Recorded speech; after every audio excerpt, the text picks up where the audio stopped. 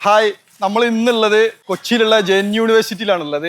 Gen university ഡയറക്ടറും startup ഇൻവെസ്റ്ററുമായിട്ടുള്ള Tom ജോ സാറിന്റെ കൂടെയാണുള്ളത്. Hi. Hello. നിങ്ങൾ ഒരുപാട് സ്റ്റാർട്ടപ്പിൽ ഇൻവെസ്റ്റ് ചെയ്തായിട്ട് കാണുന്നുണ്ട്. അത് എന്ത് ടൈപ്പ് ഓഫ് സ്റ്റാർട്ടപ്പിലാണ് ഇപ്പോൾ കൂടുതൽ ഇൻവെസ്റ്റ് ചെയ്തിട്ടുള്ളത്? കേരള സ്റ്റാർട്ടപ്പിലാണോ? അത് ഏതൊക്കെയാണ് സ്റ്റാർട്ടപ്പുകൾ വരുന്നത്? നമ്മൾ മിക്സ് ആയിട്ടുള്ള കേരളത്തിൽ നിന്നുള്ള സ്റ്റാർട്ടപ്പുകളുണ്ട്, കേരളത്തിൽ നിന്ന് പുറത്ത് ഇന്ത്യക്ക് പുറത്തുള്ള സ്റ്റാർട്ടപ്പുകളുണ്ട്.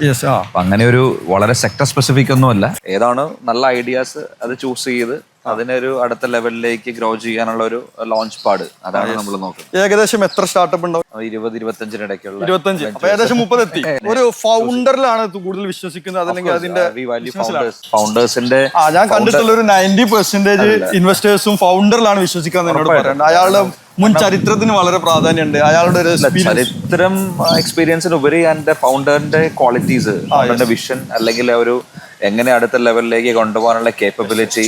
കാരണം ഫൗണ്ടർ ആണല്ലോ, people is very important for any organisation. ഈ അടുത്തൊരു 50 സ്റ്റാർട്ടപ്പിൽ ഇൻവെസ്റ്റ് ചെയ്യുകയാണെങ്കിൽ അതിലൊരു സ്പെസിഫിക് ഏരിയ ഇപ്പൊ പറയുകയാണെന്നുണ്ടെങ്കിൽ ഏത് ഏരിയ പറയും? അങ്ങനെ ഒരു ഏരിയ ഇല്ല. കാരണം changes are happening in the world on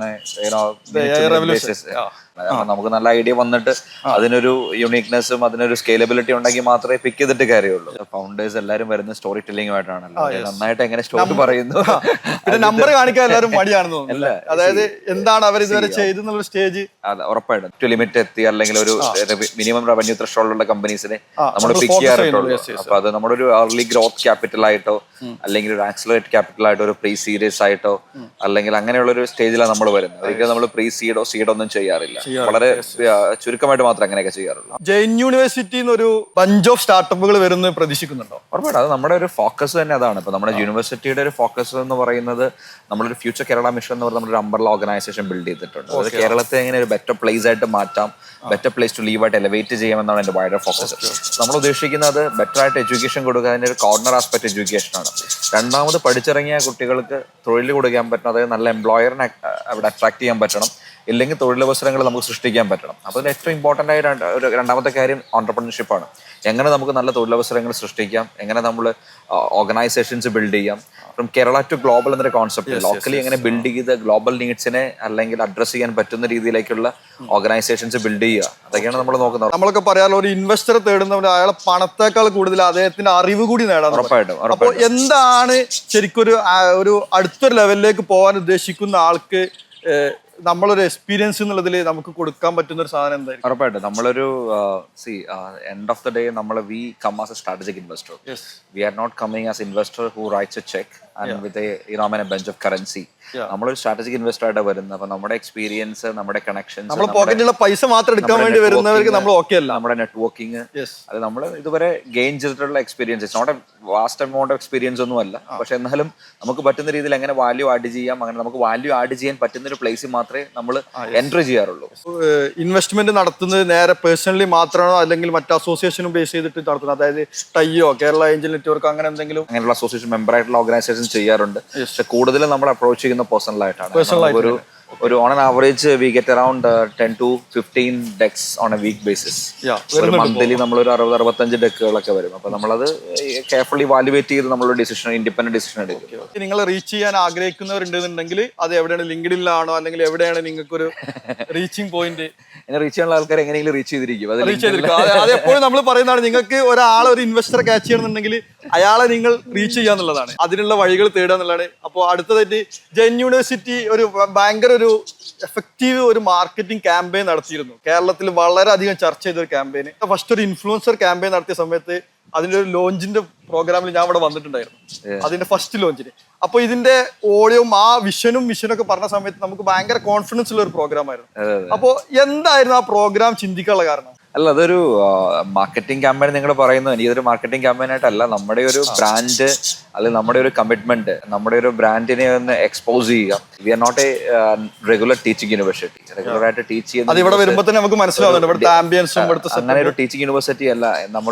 നമ്മുടെ ഒരു യുണീക് പൊസിഷനിങ് എന്താണ് സൊസൈറ്റിയിൽ, അല്ലെങ്കിൽ എന്താണ് നമ്മുടെ vision towards education and vision towards Kerala, അത് ലൗഡായിട്ട് ഡെമോൺസ്ട്രേറ്റ് ചെയ്യാൻ പറ്റിയ ഒരു പ്ലാറ്റ്ഫോം ആയിരുന്നു the event. Of course indirectly it is adding value to the brand. That's why you are calling it as a marketing campaign. അത് ഓരോരുത്തരുടെ പോയിന്റ് ഓഫ് വ്യൂ ഓരോരുത്തർ catch ചെയ്തിട്ടുണ്ടാവുമല്ലോ. അപ്പൊ ഏത് ടൈപ്പ് ഓഫ് കോഴ്സുകളാണ് ഇവിടെ കൂടുതലും വരുന്നത്? യൂണിവേഴ്സിറ്റിയാണ്. ഹെൽത്ത് സയൻസ് ഒഴിച്ച് ബാക്കി എല്ലാ കോഴ്സുകളും ഉണ്ട്. അടുത്ത വർഷം നമ്മൾ ഹെൽത്ത് സയൻസ് സ്റ്റാർട്ട് ചെയ്യുന്നു. നമ്മൾ 2 അപ്രോച്ചുകളുണ്ട്. ഒന്ന് നമ്മളൊരു പ്രൈവറ്റ് യൂണിവേഴ്സിറ്റി, കേരളത്തിലെ പ്രൈവറ്റ് യൂണിവേഴ്സിറ്റി ബില്ല് വരുന്നത് കാത്തിരിക്കുകയാണ്. അങ്ങനെയാണ് നമ്മുടെ ഒരു ക്യാമ്പസ് കാലിക്കറ്റ് നമ്മൾ പ്ലാൻ ചെയ്യുന്നുണ്ട്. ലോങ് റണ്ണിൽ കേരളത്തിൽ കാലിക്കറ്റ് ഒരു എഡ്യൂക്കേഷൻ സിറ്റി ആവുന്ന എനിക്ക് തോന്നുന്നു. കാരണം സൈലം അങ്ങനത്തെ കുറെ ബ്രാൻഡുകൾ ഓൾറെഡി ഉണ്ട്. ലോങ് റണ്ണിൽ കേരളത്തിലെ എല്ലാ ജില്ലകളിലും ഒരു ക്യാമ്പസ് എന്നുള്ളതാണ് യൂണിവേഴ്സിറ്റി ക്യാമ്പസ്. അതായത് ഒരു UK-ലും ഇവിടെ പോയിട്ട് ആളുകൾ പഠിക്കുന്ന പോലെ തന്നെ ഒരു കോളേജിൽ പോകുന്നതിനേക്കാൾ ഫാസ്റ്റ് ഒരു യൂണിവേഴ്സിറ്റി അപ്രോച്ചിലേക്ക് അത് മാറ്റുക എന്നുള്ള നമ്മുടെ ഒരു വൈഡർ വിഷന്റെ ഭാഗമാണ്. അതുകൂടാതെ നമ്മൾ കുറച്ചും കൂടെ ആക്സസബിൾ ആയിട്ട് എഡ്യൂക്കേഷൻ അല്ലെങ്കിൽ അഫോർഡബിൾ ആയിട്ട് എഡ്യൂക്കേഷൻ ആക്സസബിൾ ആക്കാൻ വേണ്ടി നമ്മൾ ഫ്യൂച്ചർ ഫസ്റ്റ് ബൈ ജെയിൻ എന്ന് പറഞ്ഞൊരു റീജിയണൽ ലേണിംഗ് സെന്റർ നെറ്റ്വർക്ക് നമ്മുടെ 100 സെന്റേഴ്സ് കേരളത്തിൽ പ്ലാൻ ചെയ്യുന്നുണ്ട്.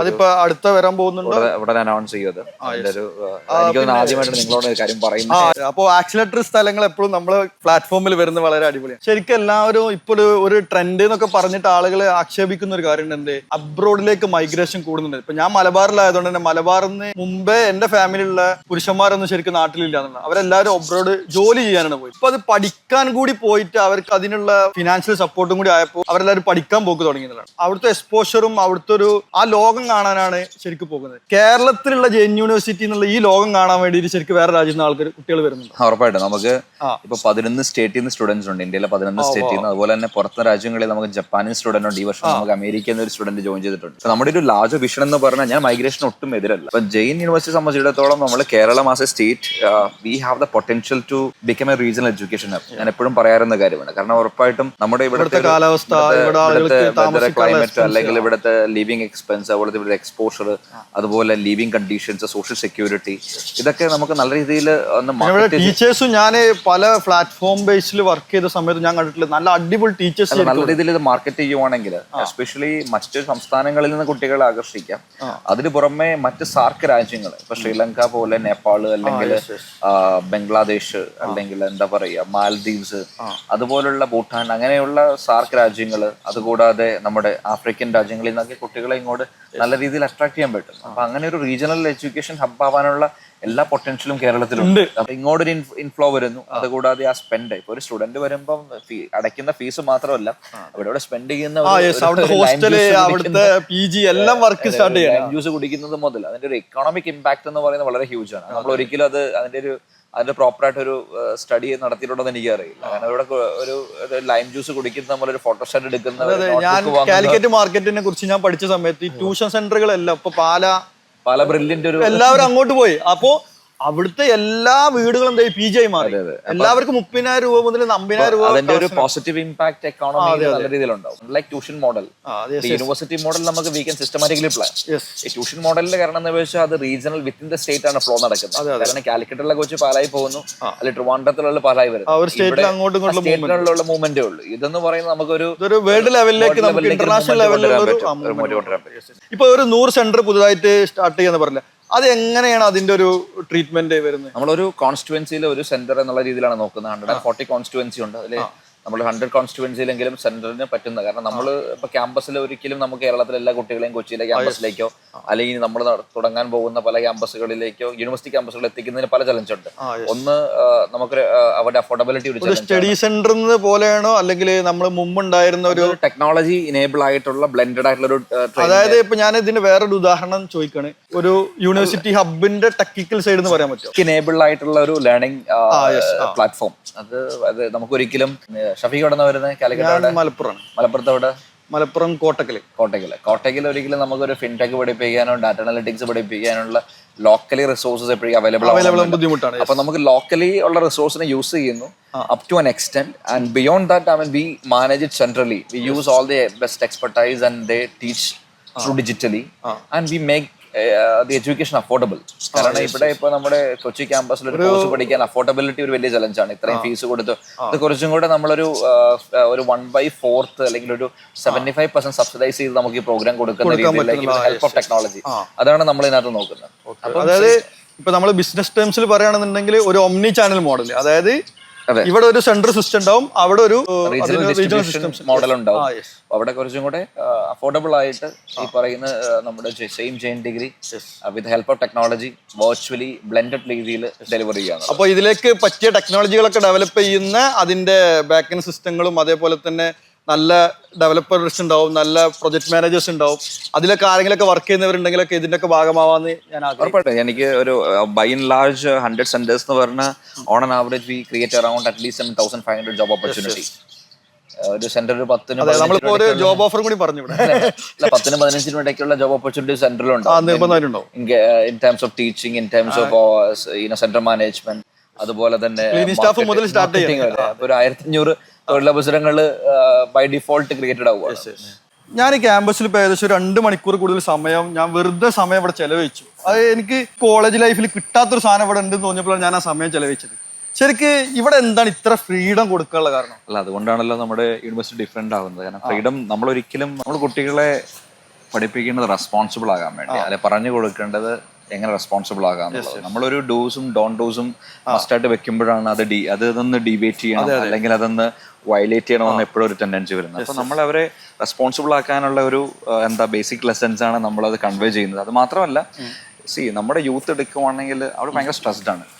ഫാമിലി എന്നുള്ള പ്രഷർ, അല്ലെങ്കിൽ പിയർ പ്രഷർ, എന്തൊക്കെ ചെയ്യണം അല്ലെങ്കിൽ പഠിക്കണം, അങ്ങനെയുള്ള സ്ട്രെസ് ഫ്രീ ആയിട്ടുള്ള ഒരു എൻവയോൺമെന്റ് കൊടുത്ത് പഠിക്കാൻ വേണ്ടി ഇന്ന് ക്യാമ്പസിൽ വിടുന്ന വളരെ കുറവാണ്. നിങ്ങൾക്ക് പഠിക്കാനുള്ള എല്ലാ കാര്യങ്ങളും നിങ്ങളുടെ ഡിവൈസിലോ അവൈലബിൾ ആണ്. അപ്പൊ അതിനൊരു അറ്റ്മോസ്ഫിയർ അവർക്ക് വളരെ സോഷ്യലൈസിങ് ആൻഡ് എങ്ങനെ കമ്മ്യൂണിറ്റിയിൽ വളരണം. Education should be an experience. ആ എക്സ്പീരിയൻസ് കൊടുക്കണം, അതിനുള്ള ഒരു അറ്റ്മോസ്ഫിയർ ക്രിയേറ്റ് ചെയ്യുക. അതുകൊണ്ടാണ് ഈ ക്യാമ്പസ് ഇങ്ങനെ ഡിസൈൻ ചെയ്തിരിക്കുന്നത്. നമ്മുടെ അപ്രോച്ചും അങ്ങനെയാണ്, വളരെ ഫ്രണ്ട്ലി ആയിട്ട് സ്റ്റുഡൻസിനോട്. ഇവിടെ കയറുമ്പോൾ തന്നെ ഭയങ്കര അടിപൊളി, ഭയങ്കര ഫീൽ ഗുഡ്. കൊച്ചിയിൽ ഇൻഫോ പാർക്കിന്റെ സെന്ററിൽ വന്നിട്ട് നമ്മൾ ഇങ്ങനെ സ്ഥലത്ത് നിൽക്കുമ്പോൾ നമുക്ക് ഈ ഒരു ഫീൽ ഗുഡ് കിട്ടുന്നതിന് ഭയങ്കര അധികം താങ്ക്സ് ഉണ്ട്. കാരണം ഞാൻ ലൈഫിൽ കിട്ടാത്തൊരു സാധനം എനിക്ക് കിട്ടിയ മാതിരി ഒരു ഫീൽ ചെയ്തു.